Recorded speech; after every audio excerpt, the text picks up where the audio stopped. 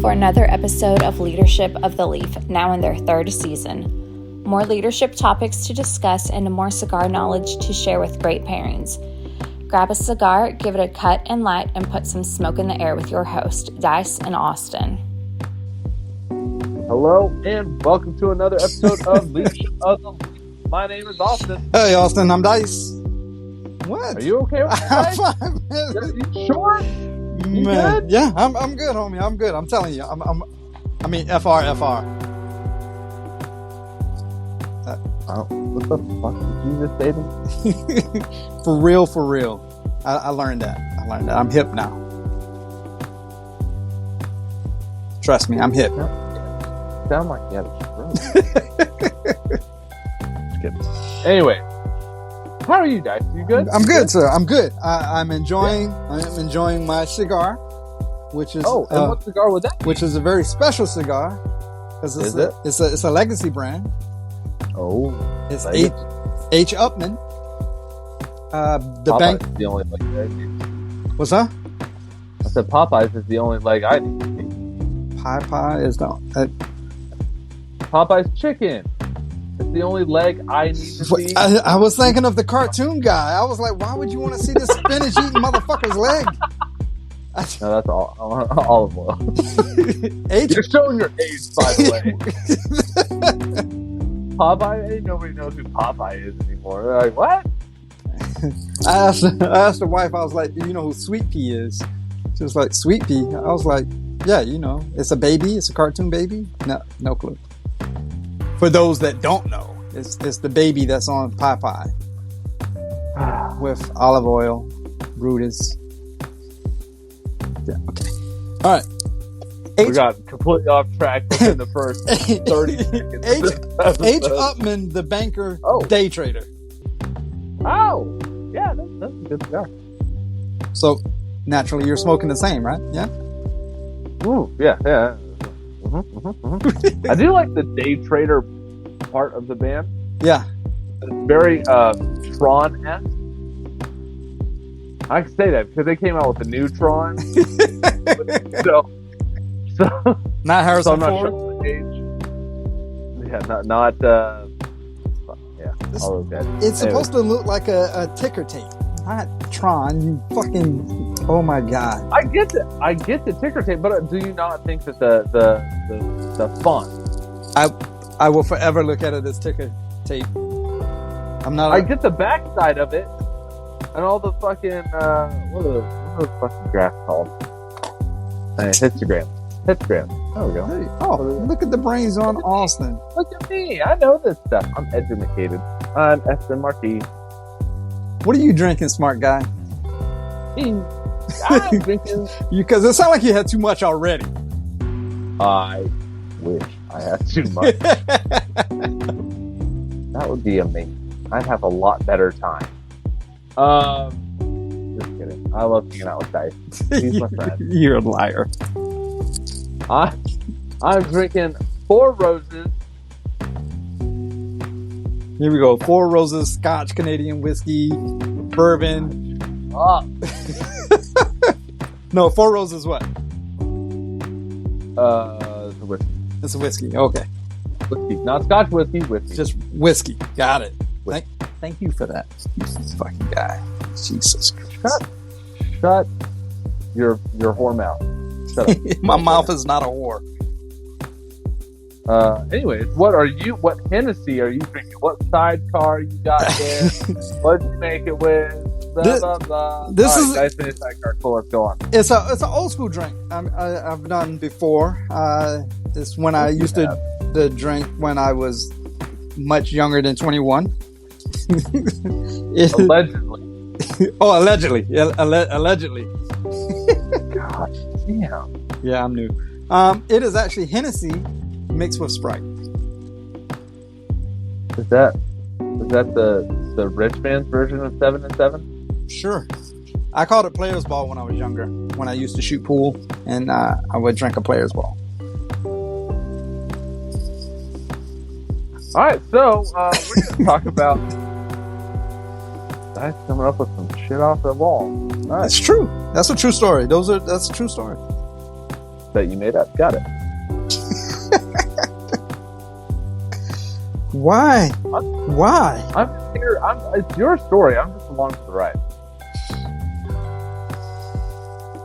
What is our cigar topic? Since you're riding scrub, what's our cigar topic? Exactly. I'm along for the ride. That's all I'm here for. This is your train. I'm just along for the ride. 5 minutes in, and you're busting my chops here. Oh, I started at like 30 seconds. That's true. Yeah, don't hate on me for only starting at 5 minutes in. It's been since the beginning. But in fairness, we're going 5 minutes. We haven't talked about our topic yet. We're a little bit behind. All right, we're going to talk about the H. Upmann brand, since we're smoking the H. Upmann Day Trader. And a little bit about this legacy. Since you said it is a legacy brand, I want to know a little bit about the history. Well, previous episode we went over some legacy brands. And there was something that caught my eye about H. Upmann. And yeah, we'll get into it. And I'll make sure I announce the part that caught my eye. I don't know how much you know about it, but you'll find you'll learn.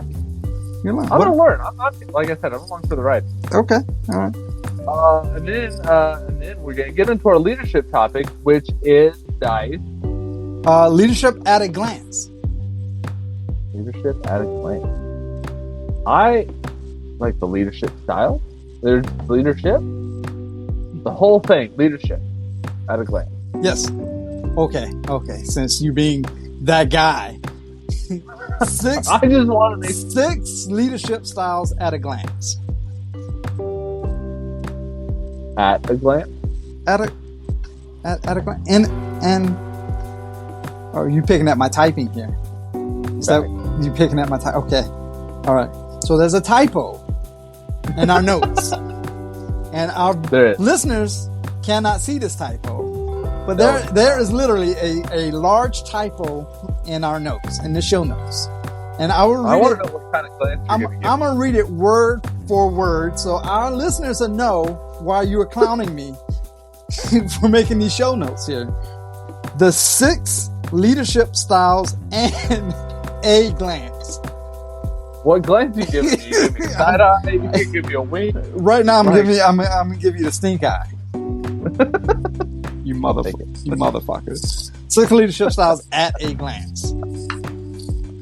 Just a real brief surface of it. There's more to it. Daniel Goleman's is the inspiration for that. All right. Well, let's hop right into it and start with the H. Upmann Legacy brand. And you know, I know a little bit. All right. Not very much, a little bit. I know it started in 1843 by Herman Dietrich Upmann, because he went to Cuba to set up an import-export business for Germany, which was called Graven Horse, which is the most German name. I mean, I'm glad you said it, because I was like, Graven Horse. Whatever. I'm gonna get shit online either way. And so company. Anyway, seeing the potential for further importing opportunity to purchase a local cigar factory. Boom. That's all of my knowledge, and then I also know some other things about the H. Upmann person from PPE. Oh, you can share that, because I don't think that's in the notes. Well, H. Upmann is obviously Herman. Well, in 1844, they were fine. H. Upmann is credited for, as we said in our little legacy podcast, for the cedar boxes. Yes. That's how they started. Yes. So the innovation of the cedar boxes is credited to them. It began making these boxes to pack, gifts and stuff for their other bank customers. This is around 1844. They weren't even really into cigars yet. They were just doing boxes. H. Upmann was on the box, and they would put other people's cigars in these boxes to ship to bank customers and stuff. But then they was like, why not make cigars? We got a cigar factory. Let's go ahead and do that. The cigar factory is located in Havana. Very favorable international. The reputation. They won like several gold medals. What are you doing? What are you doing? I'm trying to light. educate our listeners here. I'm gonna keep making noises. I can't wait. My lighter's having Fritz problem. I apologize for the clickety clacketing in the background. I'm gonna go get a new lighter here in a second. I want to take a break. What? No, not yet. I said when we take a break. Oh asshole. my! I thought you said you wanted to take a break. No, when? Oh my God! So anyway, You're listening to as good as your fucking typing skills. This guy started making cedar boxes to ship cigars in. Other people's cigars. He kept H. Upmann brand on the box as an advertisement mainly for his own banking company. Thus, moving forward, created his own cigars, and they became very popular. They won quite a few awards, and that moved us on to the late 1800s. Don't hurt yourself there, buddy. Don't look directly into it. Don't look directly. Like Jesus Christ. Continue, sir. I am intrigued. I just don't want you, to get butane in your eye. Don't worry about what I'm doing. Okay, I'm not worried. All right, around the late 1800s, as I said, it was gaining popularity internationally, winning multiple gold medals. And then around 1890, H. Upmann retires. That's it. End of story. Okay. End of story. He retires. No, he retires and he gives his nephew takes over. Which the nephew name begins with an H too. And I'm pretty sure I'm gonna butcher it. So I'm gonna say my version and you say your version. Heinrich. I would say Heinrich, but sure. We'll go with Heinrich. Heinrich Upmann. Continue his legacy, unlike Austin's lighter. Shit! Oh man, did you leave it out in the heat? Mine doesn't do well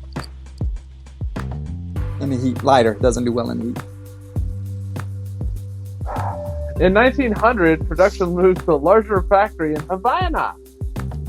It moves to a larger factory. That's because they're doing so well, right? They're winning medals, getting awards. Right, yeah. Unlike this fucking lighter. This episode is brought to you by Austin's Aggravation. I'm on one today. Oh, man. And, hey, I'm going to announce to the class right now. This is the interesting part to me because it has to do with spies. Like spies, the cigars and spies. So as we know, it's like poison cigar, spy, exploding cigar. Not quite like that. Not doing cartoons, spy versus spy. And I'm showing my age. Okay, so around World War I breaks out, 1914, around that time frame. H. Upmann businesses in Cuba and the U.S. become host to activities beyond making and selling cigars. They conceal the workings of a German intelligence network. According to historian Jamie Beecher, in his book, The Intelligence War in Latin America, the Upmanns and their agents were suspected of supporting and spurring revolts in Haiti and the DR in 1916. The Upmann Bank in Havana was regularly a pit stop for German agents traveling from Europe to Mexico. This was not good business, and as it turned out, some things got closed.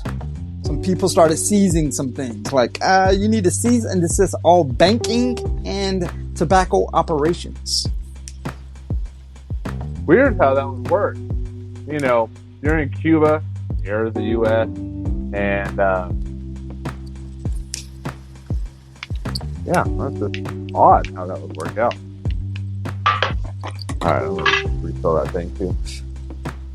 Do we need to take a break? I can talk about my first third while you go get a light if you need one. No. Okay. Are you able to talk about your first third, or do you want to continue on a little bit more? I'm just curious. I'm asking as a friend. If I was to get seized by this cigar right now, I get earth. There's a dried fruit sweetness on the back end. I was afraid of that. And I get a little bit of like pepper. Maybe a little bit of natural tobacco. The Four Roses has, so my wife actually tried this. Yes, she's a whiskey drinker. And she tried it. And the first thing she said, you want to know the first thing she said to me? Does this have a tobacco flavor to you? Wow. Why, yes it does. Yes, it does. Congratulations. She's like, it's not that bad. Oh, you want to smoke a cigar with me? No thanks. She said. Yeah, it's good because it pairs very well with Four Roses. I will say that. Well, that's good. That's actually very interesting on from hearing it. I'm definitely getting some pepper. I'm definitely feeling that pepper. Earthy notes. The fruit notes I thought was coming from my drink.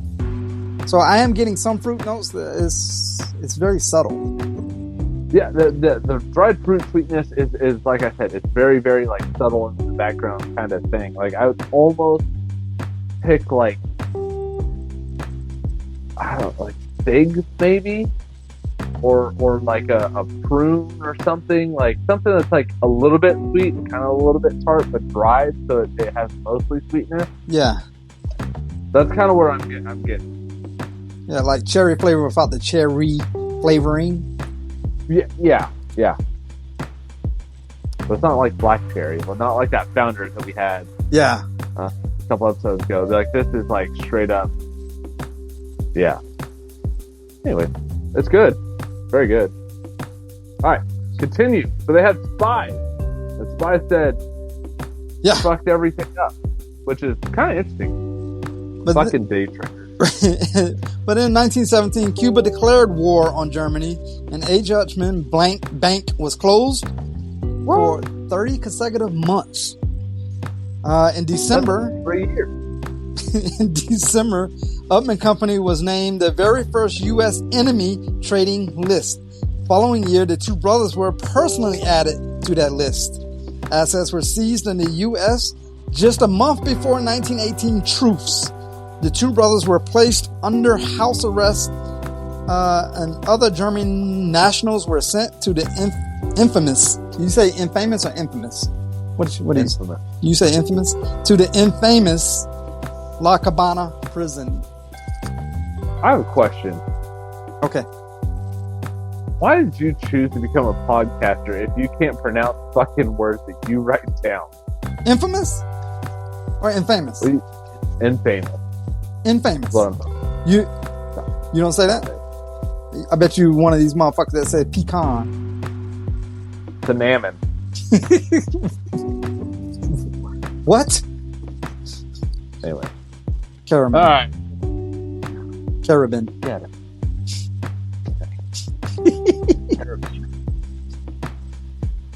Baklava. Balaclava, you ass. It's a hat. All right. What happened in 1922? What happened? The Upmann Bank and Cigar Operation declared bankruptcy, and J. Frankow and Company purchases the brand at the auction. Menendez Garcia y Chia Company acquires H. Upmann from J. Frankow, continuing production until the Cuban Revolution, which happened in about 1960s. Of course, that led to the modern nationalization of the tobacco industry. H. Upmann moves first to the Canary Islands, then to the DR under Menendez Garcia and Chia. And then John F. Kennedy, U.S. president at the time, in 1962, he procures H. Upmann cigars before signing the Cuban embargo. What an asshole. Like, can you imagine being, let's just say, the leader of the free world, right? Yeah. U.S. president. I'm going to get this thing, and then I'm going to sign an embargo that makes it worth, I don't know, 10x, 15x, because nobody else can get them, so fuck everybody else. That's I think that's one of the That's one of those little known facts. Well, not little known facts, but that's what, like, when people bring up John F. Kennedy and cigars whenever those circles are around. They'll be like, did you know he bought like boxes and boxes of that shit before he signed over? Yes, he did. And that brand he bought, H. Upmann. H. Upmann. Like, I swear, the dickish move I think I've ever seen. Like, that'd be like, hey, I'll buy all this land just somewhere out here, and then, by the way, nobody could go past me. What? What? Yep. Can't go past me. The United States stops right here. By the way, I bought all the land as far as I can see. Go fuck yourself. Wait, what? Why? Why would you? It's like Yellowstone type shit. Yellowstone. When's the new season coming out? Fuck. November 10th. November 10th. Oh, you got anyway. Okay. Yeah, I do have a date. Yeah, somebody's been paying attention. There you go. But you didn't know shit about H. Upmann. Nope. I'd paid it. Would you buy a Yellowstone cigar? Depends on who made it. Interesting. If any company, Yellowstone whiskey. Anybody comes out with a Yellowstone cigar, I need credit. Yeah, because there's not one out there. But see, here's the problem with those things, right? Yeah. Sons of Anarchy cigar. Would you buy it? No. I'm not a fan of Sons of Anarchy. So in post-revolution,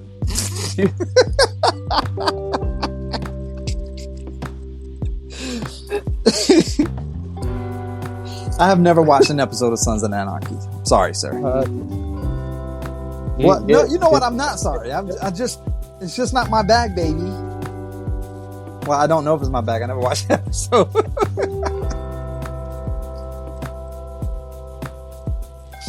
In post-revolution. God, we're all over tonight. This is the worst episode. Actually, no, I think it's probably one of the most entertaining. For us? Well, we don't have an actual script. We're just going off some show notes here. All right.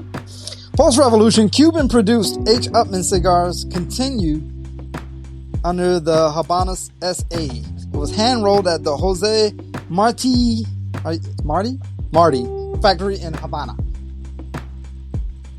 Would you say Marti or Marti? All right, anyways. So in 2002, machine-made H. Upmann cigars are discontinued. Altadas acquires a controlling share of the Habanos SA, and numerous changes were made to the H. Upmann lineup, with a vast array of more than 30 Vietolas rationalized so that redundant and poor-selling sizes were eliminated. Sounds like a smart business move on their part. What the fuck is a Vietola? A cigar size. You know what? If our listeners don't know that, they can go back to a previous episode where we explained all the different sizes of a Vietola. There you go. See? That's called a segue. Like, callback. A callback. That's what it's a callback. Throwback? I think it's the technical term. Anyway, 2005, H. Upmann becomes a global brand under Habanos SA, introducing new Vietolas and limited editions. So now that brings us all the way to the present, because 2005 was only 20 years ago. Yeah. What? That's the notes. What, you want me to calculate every little thing that happened in like 2010? 2010, they created a new size. 2013, they had a limited edition release. 2015, you can buy them in a jar. A Huma jar. So in the present, what's happening with H. Upmann right now? They went from spies to being embargoed after some dickhole of a president like bought all their shit. What's happening now? Obviously, the day traders fucking hit, and it's pretty good.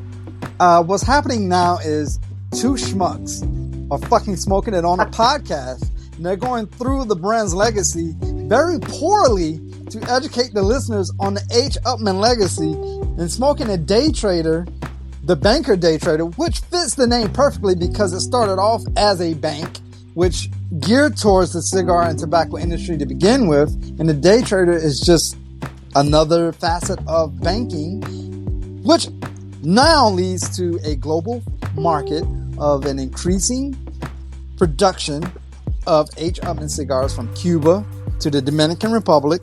And even in the European market, there's some machine-made cigarillos and cigarettes that are on the shelves. And that's where we are right now, sir. Who are the two schmucks? Two guys that claim to be talking about leadership. Sounds like fucking losers to me. Well, we'll know what kind of glance they give us later. Fucker. I can't believe it. Oh, that's so good. So great. You in your second third, or do you want to take a break real quick and then talk about a second third? Oh, you want to take a break just so you can get a lighter? Just tell the truth. Tell the truth. I need lighter and lighter fluid. All right. So let's do this because I'm not quite there yet.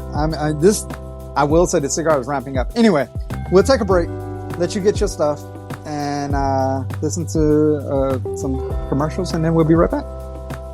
Sounds good.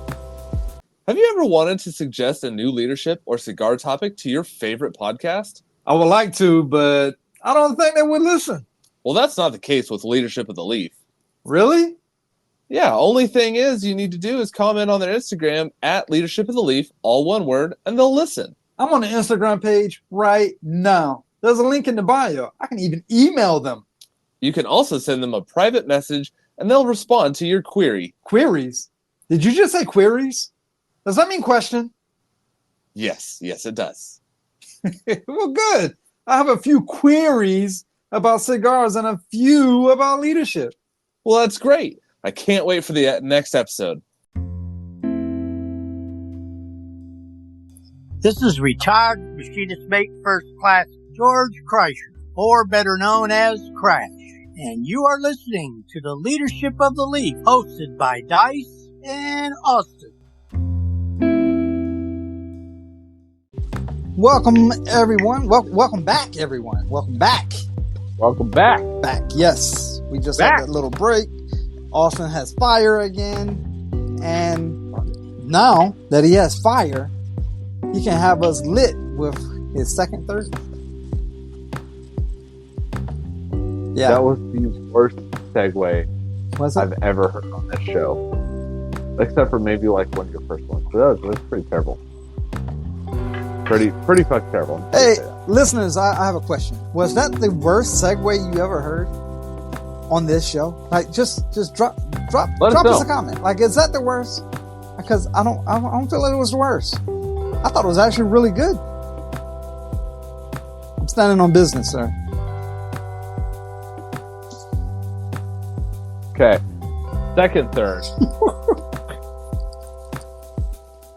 So there's more of a natural tobacco flavor with mixing with that fruit flavor. Kind of come towards the forefront. In the background, I feel like I get some like cedar, woody-ness. Yeah, I was hoping you said cedar because I can definitely get the hint of cedar coming in because before the break I said it was ramping up in profile. It was, I don't want to say mellow. Mellow's not the right word. If there's something between mellow and medium, mellow, medium, mellow, it's definitely it's definitely in the medium family now. It's definitely there. And cedar, yes, 100% agree. Natural tobacco is hard for me to determine that. Maybe you're getting a little more because of your drink, maybe, but I'm definitely getting a fruit combination. But again, you fucker. But again, I'm drinking a fruit heavy type of drink, especially since it's mixed with Sprite. Fruity cocktail. That's what you're gonna call it. Fruity cocktail. It is lighter in the britches than I normally drink. All right, so we're going to talk about the 6 leadership styles and the glands. I don't know what type of glands we're going to talk about. We're going to talk about a gland, though. What was that? The little meme with the gopher? that side eye and gopher or whatever. Oh yeah. Maybe right. maybe that'll be a picture with a cigar in his mouth. Maybe that'd be it. That'd be a good one. All right. So Daniel Goleman, he performed some research and found that leaders usually use about 6 different styles of leadership types. So Daniel Goleman, he did some research, found some most leaders use about 6 different leadership styles, and each leadership style comes from a different component of emotional intelligence. So you said Daniel Goleman, right? That's who you were talking about. Who the fuck is Daniel Goleman? So Daniel Goleman, he was born in 1946. March of 1946. I don't think the month is that relevant, but he was born in 1946. He's an American psychologist, author, and a science journalist. For 12 years, he wrote for the New York Times. He reported on brain and behavioral science. His 1995 book, Emotional Intelligence, was on the New York Times bestseller list for a year and a half, and a bestseller in many countries and many different prints worldwide in 40 different languages. And I'm saying that because of his book on emotional intelligence is what sparked the 6 different leadership styles that he said we most commonly use. Of course, there's more. This is the 6 most common use that he has come up with in his very educated brain of Daniel Goleman. Emotional intelligence refers to the capacity of recognizing our own feelings and those of others, basically kind of like empathy and motivating ourselves for managing emotions in ourselves and our relationships. So it's the whole package, right? We got empathy, we got initiative, we got making sure that we're managing our emotions, so emotional self-reliance, that sort of stuff. It's all wrapped under emotional intelligence.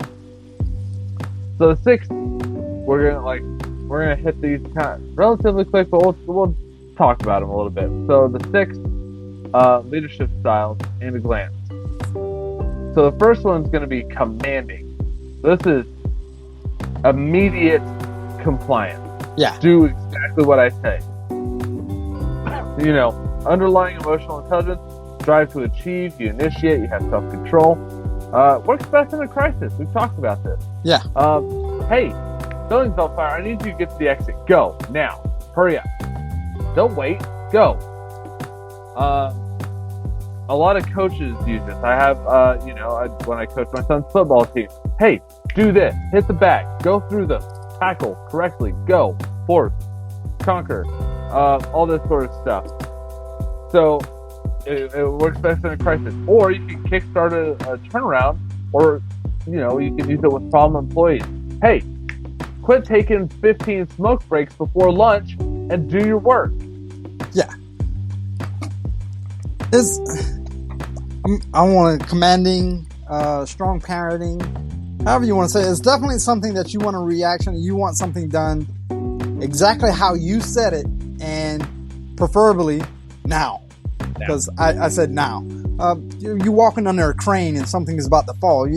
Hey, if you could just move out the way, please, because 2 tons of bricks are falling, and you should probably move. It's not going to really work as well as, hey, get the fuck out of the way right now. Move! Right. Yeah, something like that. That's how that's going to work.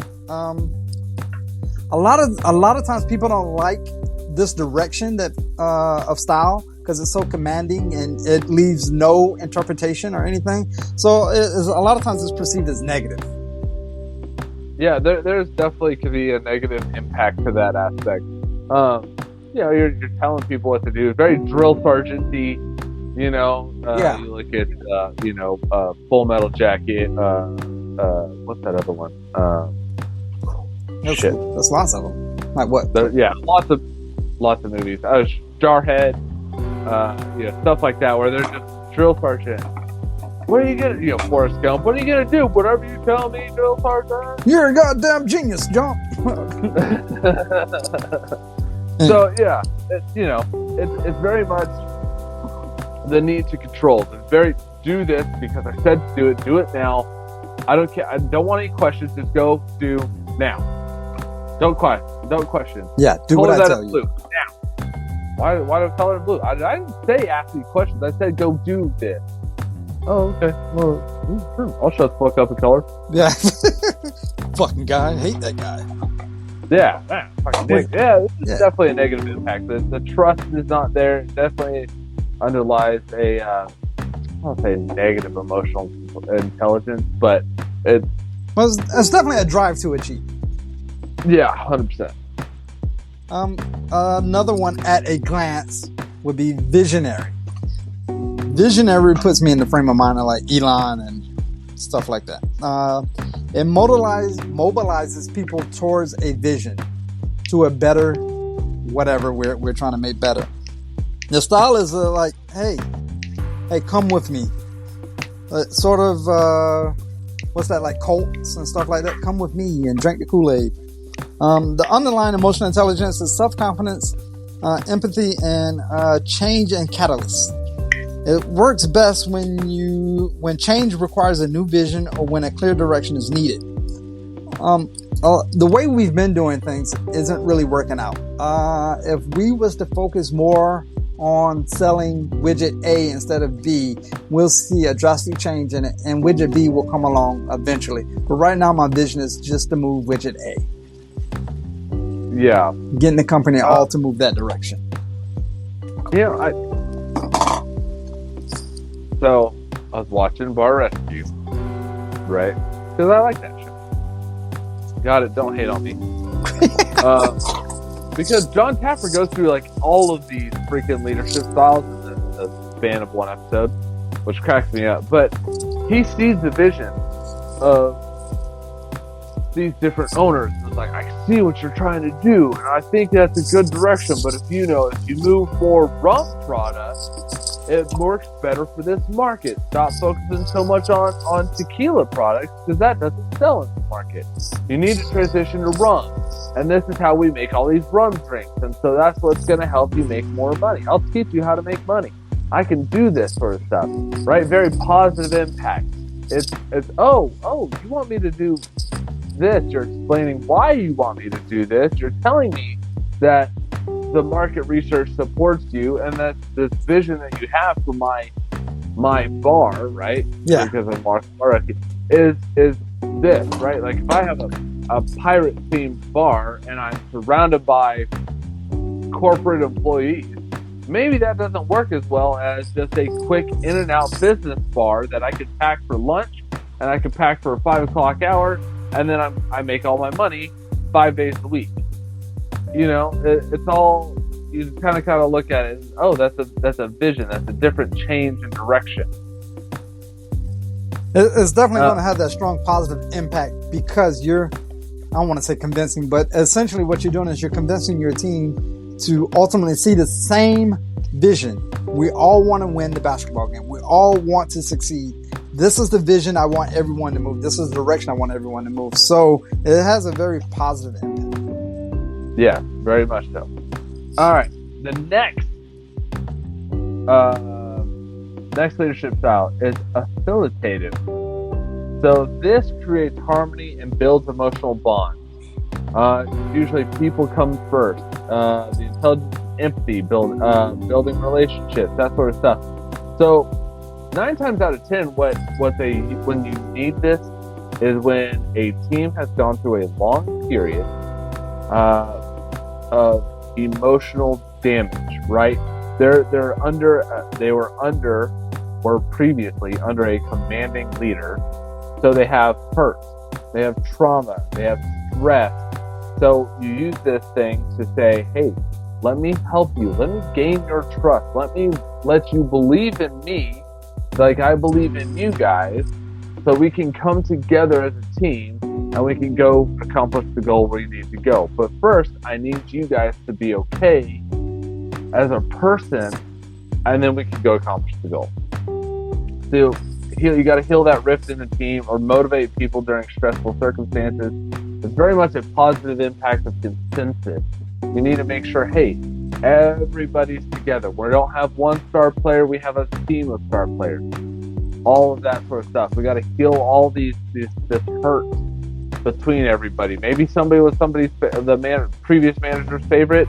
Now they're not the favorite anymore, and they're really hurt by that. And everybody else on the team hates that fucking guy or girl. okay, we need to heal that rift. Yeah, definitely people come first. I want to say it's like the leadership style where you flip the pyramid upside down, where your leadership's at the bottom and all your people at the top. Because that's you're looking out for all your people before your actual self. And like you were saying, it does build that trust. This is a great, I don't want to like pigeonhole it, but it's a great for someone stepping into a leadership position of a fractured team from the beginning, where someone is all they did was commanding the whole time. Like, I'll yell and do it my way or the highway. This is great. Micromanage or whatever the reason, because then you can go from affiliative to visionary, then commanding only if you really need to. But if you're doing the other ones correctly, you probably won't need really the commanding one unless there's some kind of danger or someone is just fucking a loser bob. Yeah, or there's a short deadline and, hey, this has to get done in the next 2 hours. This is how I need it done, and go forth and do this now. And then you can go back and say, hey, I apologize for all that sort of stuff, but I was under a tight deadline. And if you have built their trust using the affiliative, then they're more likely to be like, oh, okay, yeah, I get it, boss. Like, it was a situation. Totally understand. Like, okay, cool. I don't want to do that all the time, but that's the reason why. Yeah, it's definitely in my tool bag. Yeah. So that's, the affiliative. If we're looking at lenses, right? We've talked about lenses before. You're definitely in the blue lens. You and these lenses. We need to have an episode just on the lenses. But yeah, we do? Yeah. I don't want to say touchy-feely. That's not really a fair assessment, but it is a little more touchy-feely than the rest of them. Let's say it that way. Well, I find this type of thing works really good if you're in okay, so I'll give an example, right? So I was in a blue collar environment where we were working shift work, and people rotate shift for whatever reason. Works better for their schedule with the wife, works better for the the home life, works, they're single and this works better for them so they can go out and party. They're naturally, night owl, whatever the case is, right? So they've moved shift around. So when people come to my shift, they may have had a commanding leader before, and maybe I didn't have to sit there and I had to sit there and use affiliative with that person to get them to realize that I was on their side. I cared about who they were. I cared about their life. I cared about them being good as a person because I wanted them to be good as a person so they could be good at the job. So I had to use that with them to help heal that kind of trust between management and workers because they may have had a bad boss on a different shift. It has nothing to do with the fact that I was new to the shift. I was not new to the shift. They were new to me, and I gotta heal that trust a little bit. Definitely in those type situations. I don't want to miscue any of these leadership styles. It's definitely best to use a combination of all of these, or all leadership styles in general. But again, these are the 6 most commonly used. And definitely switch them around as necessary. Roll the die as you need it fit. I look at them as tools in a toolbox. Yeah. Right? Like if I'm going to a particular, stubborn nut, I'm going to say, okay, let me use a wrench on this or a socket on this. Well, that didn't come off. Let me use a breaker bar or an impact wrench or, something like that. If that doesn't come off, let me use a cutting wheel on this thing because it can't stay tight if it's cut off. And if that doesn't work, I got a liquid torch and it can't be tight if it's liquid. Like I have all these different tools in my tool bag. So commanding, visionary, affiliative, they're all tools in the tool bag, and necessarily you don't have to use one with the entire team. You can definitely pick and choose depending on who you're talking to. I've sat there with the same group of people and I've talked to one person and use visionary leadership, and then I've swapped to affiliative with the next person who's standing right next to them, and then I've swapped to commanding on the third person. They're all standing right next to each other, so they saw me switch between different leadership styles, all within the same conversation, and they all responded positively because that's what I realized that they needed. But boom, bang, bang, bang. I got them all on the same page, and it was important that they did what they needed to do. But I had to use 3 different tools. I'm not going to use a 10 millimeter socket on a 12 millimeter nut, and I'm not going to use the same that 10 millimeter on an 8 millimeter. It doesn't work. I have to change out the socket. I have never experienced any of that in my whole entire life, sir. Yes, lying. Another leadership style at a glance is I'm not a big fan of this one, but it's fun to utilize when, in my opinion, where it's not that big of a deal. Democratic. It forges consensus through participation. The style is like, what do you think? What do you think is the best way? What do you think? With an underlying emotional intelligence of collaboration and team leadership. It works best when you're trying to build buy-in or a consensus to get input from the team. This is definitely a positive impact because everyone wants to feel like they're part of that team. They want to feel like they're part of that decision making. I will caveat this one to where I will use a democratic approach for my leadership style, but I'm feeding the answer I want them to decide on as a team. But they decided on it as a team, which made it seem like it was a team decision where I planted the seed. That's a great idea, guys. Oh, man. Yeah, that's perfect. Let's run with that. That was a team effort. Let's run with that one. I actually used this on my kid today. Because my kid, so all disclosure, right? It was my kid's bedtime.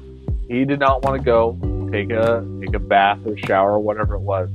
And I said, "Hey man, you're whining quite a bit." He's throwing a hissy fit. And I said, "Hey man, you're whining quite a bit. Do you really think, do you think that that's the best use of your energy right now?" And he's like, "No." What do you think is the best use of your energy right now, knowing that bedtime is in 20 minutes? And he's like, "Probably taking a bath." I was like, "Right there. Yeah, I think that's the best use of your energy." I would agree with you. Why don't you go upstairs and go start taking a bath? Because that's the best use of your energy. You said so, right? And he's like, "Yeah, I'm going to go take a bath." I'm like, "Sounds good, man. That's a great idea. High five." Went up, took a bath, no problem. Wife was like, "How did you do that?" I'm like, "Democratic style leadership, baby. Let's go." I got it. But he thought it was his idea. I knew what he needed to go do. But if I told him to go take a bath right this second and commanded him, marijuana. Exactly. It was a huge hissy fit. "I don't want to do this. It's not time." Nah. But if I ask him, "What do you think? Do you think this is the best use of your time, knowing that you have this deadline right now?" "No." "What do you think is the best time of your, best use of your time before the deadline is?" "Probably getting ready for the deadline." "I think so too. I think that's a great idea. Why don't you go do that?" "Okay." Fuck yeah. I knew you was good. Man. Yeah, you got it. I don't even have. Why am I here? Look at the brains on that guy. Yeah. So it's perfect. But I mean, let's say you're stumped with a problem or whatever the issue may be. Coming up, asking your team, you're going to come up with some pretty different ideas, and one of them is more than likely going to be golden. Like shit. Yeah. Wish I thought of that shit. Yeah. And as a leader, you cannot be afraid to sit there and go, "Hey, this wasn't my idea. I asked my team. They came up with this idea. It was a fucking great idea, so we ran with it." Mm-hmm. Don't be afraid to give them the credit where the credit's due. Right? If they're the ones who came up with the idea, hell yeah, they came up with the idea. They're fucking smart individuals. You know why they're smart individuals? Because they're on my team, and I don't deal with no dummies. I got all smart people on my team. See, I love that. I love that about you. Yeah. You got no dummy on your team. I'm a smart guy. Yeah. I know what I'm doing. Anyway. All right. So the fifth leadership style at a glance, we're going to talk about pace setting. So this sets standards for high performance. Style, do as I do now. So conscientiousness, drive to achieve, initiative. It works best to get quick results from a highly motivated and competent team. Competent. Competent being the key word there. Yeah. But it can have a negative impact. So this is the, I show up at 5 o'clock, you need to show up at 5 o'clock. I show up at, I stay late until 7 p.m. You need to stay late until 7 p.m. It's definitely one of those things where I've set the standard, you follow me, you do what I do, and then we go do. I don't like using it very much. Honestly, I don't like pace setting. I don't like saying, hey, I'm doing this, so you need to do this. Only time I do that is when people complain. My kid, he complains about, oh, why do I gotta pick up the dog poop in the yard? Dude, I hate picking up the dog poop in the yard. I get it. Nobody likes chores. I have to go mow the yard, weed in the yard, go pull weeds, go take out the trash, go clean the toilet, go vacuum, all of that stuff. And all I'm asking you to do is pick up the stuff in the yard. That's all I'm asking you to do. Are you seriously complaining about this right now? Look at how much stuff I have to do compared to one thing you have to do. It's like, does it work? Kinda. Does it really piss him off? Hell yes it does, because he doesn't matter. Well, I don't want to do that. All right, okay. It doesn't really work. People are like, okay, boss, you show up at 5 a.m. That's your problem. Why are you showing up at 5 a.m.? What can you not get done between now and then that you have to show up at 5 a.m.? I generally used this one when I was a junior leader, not quite full leadership role. I was in that mid-management kind of role. I definitely want to lead by showing my, that walk-to-walk kind of attitude. Right. So if I show my underlings or whoever, like, hey, I can pick up dog poop just as well as you can. I've done it before. I'm doing it now. Join me. I can show you exactly how to do it, or whatever the task may be. Let's do this. I'm going to set the pace, and this is where I want you guys to be from now on. When I'm not doing it, this is the exact same you should be doing already. And I'm doing it with you. Look, I'm not above you. So I don't, it's a tricky one to use. I would say it's mainly geared, in my opinion, towards training. Because I want to show you how to do it, and I want to show you how long it should take. If you get it faster, cool. But my bar is set, this should be done in 10 minutes. You should be done in 10 minutes or less. If you're taking longer than 10 minutes, then there's something not quite right here. You're not listening, or you're doing something extra. Yeah. Well, and it's definitely, I agree with you that training is definitely something that this should be used for, because if there's a new hire, they tend to fall in with somebody, right? They fall in with a group somewhere, and if they see the group, I don't know, showing up at 10 o'clock, taking lunch at 11, coming back at 1, then they're going to be like, that's what we do? All right, sounds great. And they'll leave at 3. Hell yeah, that sounds like a great day to me. But if you're sitting there going, no, that's not the case. You show up at 9, you take lunch at 12, you come back at 1, and you stay until 5.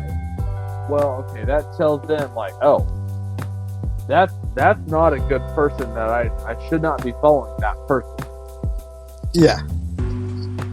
Yeah, exactly what the name says. You're setting the pace. Of course, you want the example. Do as I do. Now, do as I do. Don't do as I say. Do as I do. Which is key to that. The last one is coaching. And coaching is probably the most universal used one, I would think, out of the bunch.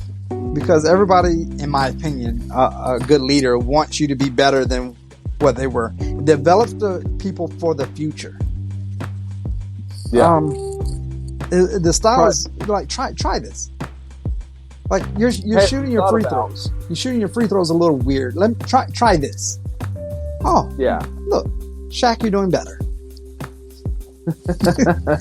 Have you thought about this aspect? Have you tried calling this person for help? Have you done this? It's so hard to do in today's digital world. And coaching, I will say this 100%. Coaching does not work over email. Period. The reason I say that is because it comes off as condescending. Because people are geared towards the negative. That's how we stay alive as a human species. So, when they read your email, and it's trying to be a coaching email, then they read it off as, I'm sure that you've done this, but have you tried? What a fucking douche. Idiot. Have you thought about, right? They add their own little words, they change your tone, right? So if you're going to coach somebody, coaching is best done over the shoulder, side by side, face to face. You don't coach over email. It doesn't work. And if you're trying to coach over email, guaranteed if you ask your employees and you can get some real feedback, provided they're not scared of you, they're going to say you're a condescending douche. Guaranteed. And I'm not trying to be a jerk about it, but the tone is lost, right? So Correct, have you thought about this? Have you tried this? Have you done this? Basically, they're coming off as, yes, I've done that. Yes, I've tried that. Yes, I've done this. But what the fuck do you want me to do? I'm asking for help. And you're basically telling me, have I done all these things? I've already fucking tried, asshole. I normally send my emails in all caps. That normally really hits home. Really gets my point across. That's a good idea. I should try that. Never do that. But it puts them on the defensive already. Correct. And I had an example of this already, like this week. I sent an email, and I tried my damnedest, and I put them on the defensive, but they're geographically separated. They're like hundreds of miles away from me, so there's no way for me to actually call and talk. Like, I can't go face to face. I said, hey, I have a lot of questions about the situation, and I want to make sure that I'm very understanding of what exactly happened. If you would so indulge me as answering the question, that would be great. And then I proceeded to list off my questions, and then at the very end I said, and I'm sure this has already been done, but I gotta ask it anyways. And then I asked my question, and the reply I got back within 20 minutes was so defensively worded. I was like, damn. And I called, and I said, oh, I didn't realize, so I didn't realize the person was online, so I called them at their desk, and I said, hey, I did not mean to upset you. I was not trying to be that way. I want to explain my situation. And they're like, I thought you were coming off this other way. I said, I get it. Email tone's lost.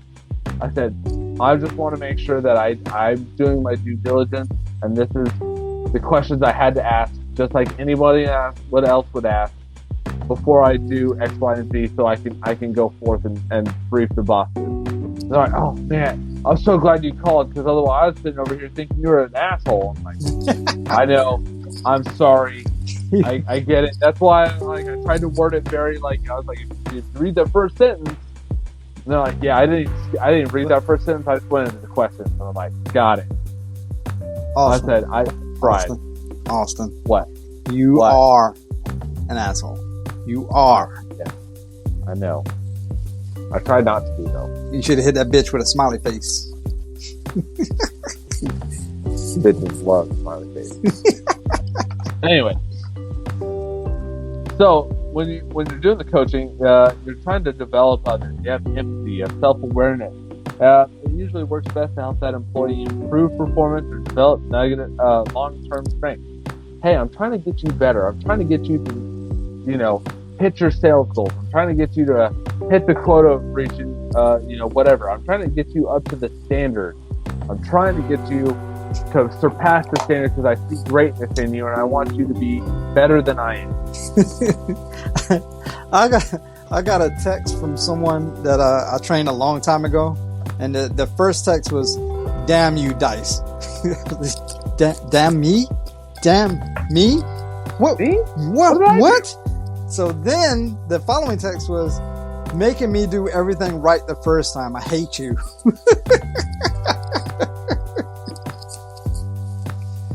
I responded with, "You're welcome." I've had so many like emails like that. Like, I hate you, Austin. I'm like, what did I do to you? I haven't talked to you in a year and a half. What did I do to you? No, I hear your voice echoing in my head saying, that's not good enough. Do it better. Because I know you're capable of greatness. Oh. And so then I redo what I just did because I'm not good enough. I'm like, you're welcome. Have you gotten a promotion? They're like, I've gotten 3. You're welcome, asshole. Yes. Same. Exact same. Verbatim. But unfortunately for coaching, as you was explaining, coaching a lot of times get a negative impact because a lot of the, I don't want to say younger heads, but a lot of the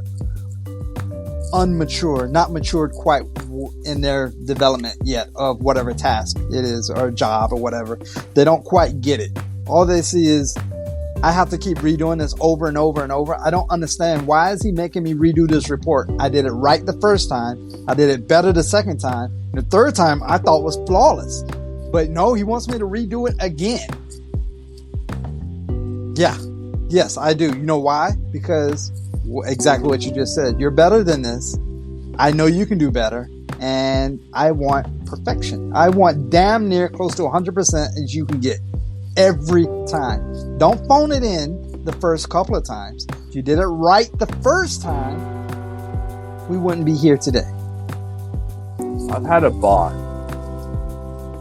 and he told me this after I was leaving working for him. We were on an exit interview, and he said, you know, I never read your first 2 attempts at any report that you sent. I was taken aback. I was like, are you fucking serious? He's like, never read them. Didn't even care. I said, I saw your email come in. I'd click read, so in case you did a read receipt, you would see that I read it. I said, and I'd wait about 30 minutes, and I'd reply to you, not good enough, do it again. And then I'd wait for your next reply, and I'd do the exact same thing. And then on your third try, I would actually read what you sent me. I was like, are you fucking kidding? You asshole! And he goes, the third one was always perfect. I never had to touch it. I just sent it forward. Didn't even care. You know why?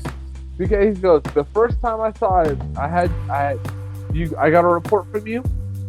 He goes, I read it. I said it wasn't good enough. And I sent it back. The second time I read it, realized it wasn't good enough, sent it back. The third time, perfect. And I sent it off. He goes, after that, I realized there's no reason for me to read your first 2 tries because you're not even trying. That is funny. I said, you asshole. I literally took the template from the first one and I copied and pasted, changed everything that I needed to, and I sent that up on the first try and he goes, yep. And he goes, and it just kept getting better and better and better and better. And he goes, after a while, he's like, I didn't ever have to touch it. It was flawless. The people would send it and go, this looks amazing. How do you do so good? I don't understand. And he's just like, he goes, it was all you. He goes, and I gave you all the credit. He goes, and that's why you're getting promoted. And I was like, you fucking asshole. But it worked. It did. Because I realized, I was like, if I want to get a promotion, I have to put in this level of effort all the time. What is your third effort on this flavor profile here? Ooh. Was that a better segue, sir? Let's see, that's 1.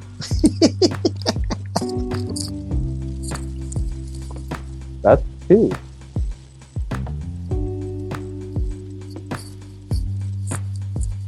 And that's 3. All right. So the third, I definitely get pepper. Fucking dick. Cedar. Yeah. They're very Pepper came out. Yeah. like the natural tobacco flavors there. That fruit kind of died off to me. And then I get a little bit of earth way in the back. But definitely pepper and cedar are more prominent than most everything else. I get if I had to rank it, it'd be pepper, cedar, tobacco, earth. Yeah. My fruit has definitely went away. I was kind of hoping it stayed a little bit longer to stave off some of the pepper. The pepper is not overpowering or strong. It's definitely, I agree with you, is the dominant in my opinion. The mirror is yours. Cedar, I will agree, is second. Earthy tones is definitely in my nostrils here. Overall, my burn has been wonderful. My ash has been great. The smoke output has been amazing. Overall, it's a great smoking cigar. Yeah, it's definitely not bad. I did have to touch it up a few times. It could be that I'm smoking outside. Yeah, we heard.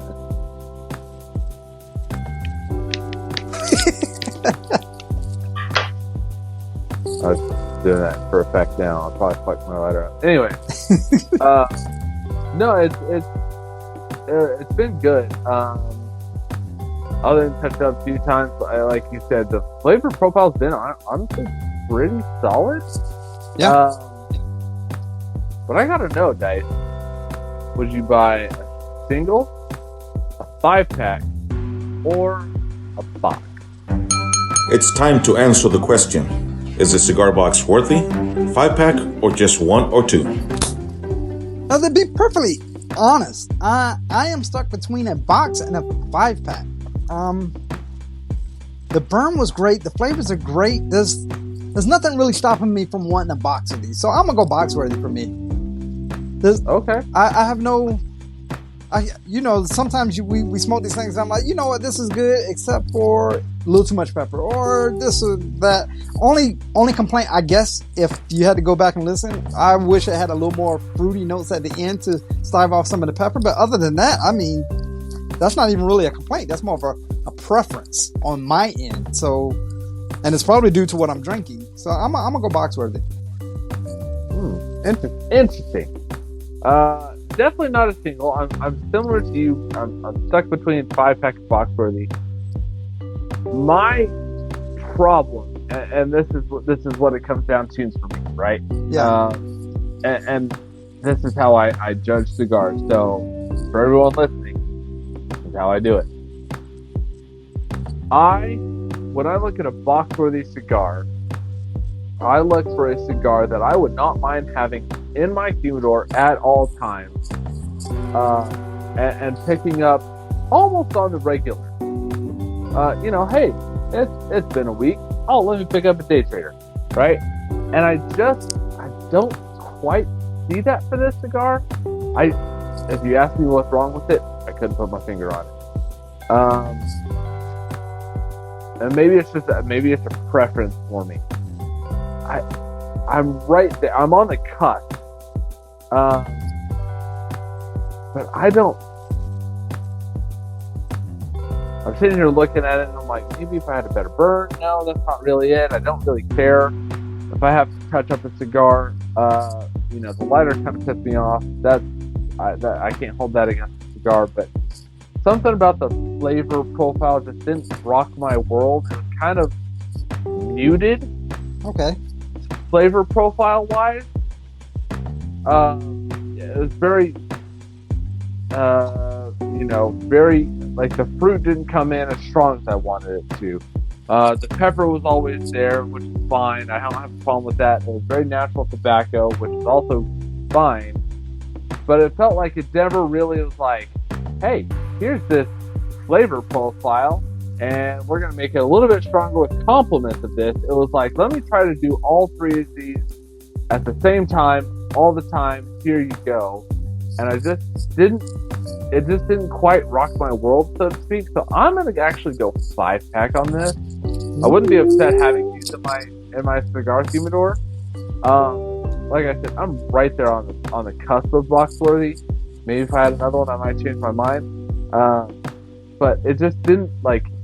It just felt like it was trying to do too many things at once. It was like jack of all trades, master of none type situation. Okay. And it just didn't quite like go, oh, this is great. Yeah, I'd love to smoke this all the time. I would love to smoke an Obrigado all the time. True. You know, stuff like that. So, or Macanudo White, Inspirado White. Those are great. You know, the Steve Saka Sin Compromiso. We've chosen that before. Those are great. I have a box of those in my humidor. Well, not a full box anymore because I smoked them. But, you know, those are ones where I'm like, I have no problem picking this up, and I know I'm going to get a good smoke out of this. This one, I'm kind of going, it's okay. It's good.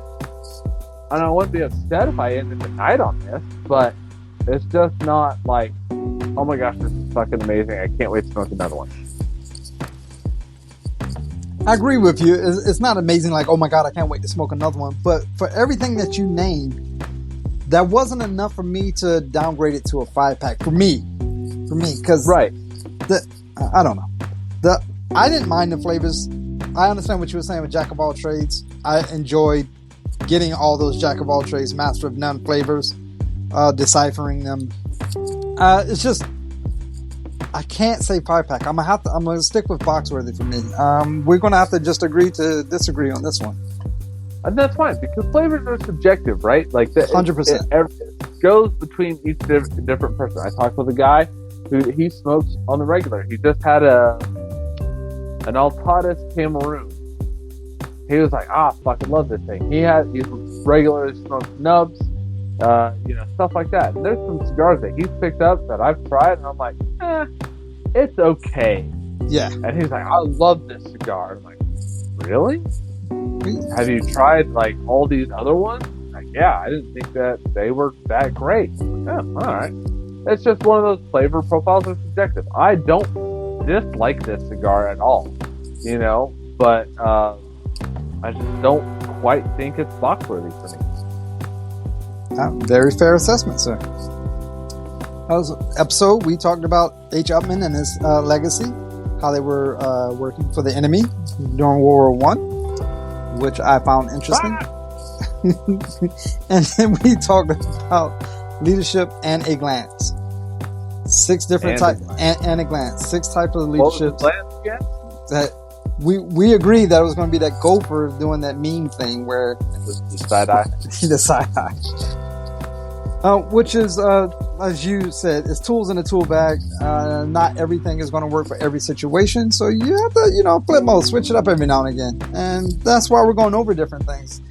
Maybe you saw yourself leaning towards one more than the other, and now you're open to other aspects of it. So that's the whole point of this.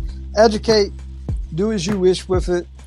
Preferably use it in a positive and a visionary environment. No? Okay. So, well. It definitely is one of those things where, the more tools in your tool bag, the easier the job becomes, right? Like, if I go to a job site and I only have wrenches in my tool bag, the job's going to take a little while. Will it get done? Yeah. Will it be the best way? Probably not. But if I have wrenches and sockets, well, I get a little bit more done. If I have wrenches, sockets, impact gun, and cutting wheels, and all these power tools, will it get done? Hell yeah, it will. Because I can swap out tools as I need. If I have a full complement of tools in a toolbox and power and everything else, can I get the job done? Fuck yes. I can get the job done quicker, more efficiently, with less stress on everybody's part. And it's just a lot easier. So, use those tools in your tool bag. Everybody has a particular style that they naturally gravitate towards. And that's not a bad thing. bad thing is if you only use that style with every single situation. Well, until next time, my name is Dice. And I'm going to say Austin. All right, And Austin. great leaders smoke great cigars. True. Thank you for listening to Leadership of the Leaf. The comments and opinions expressed by the host and guests does not reflect the opinions of those that broadcast this show, nor does it reflect any of our affiliates.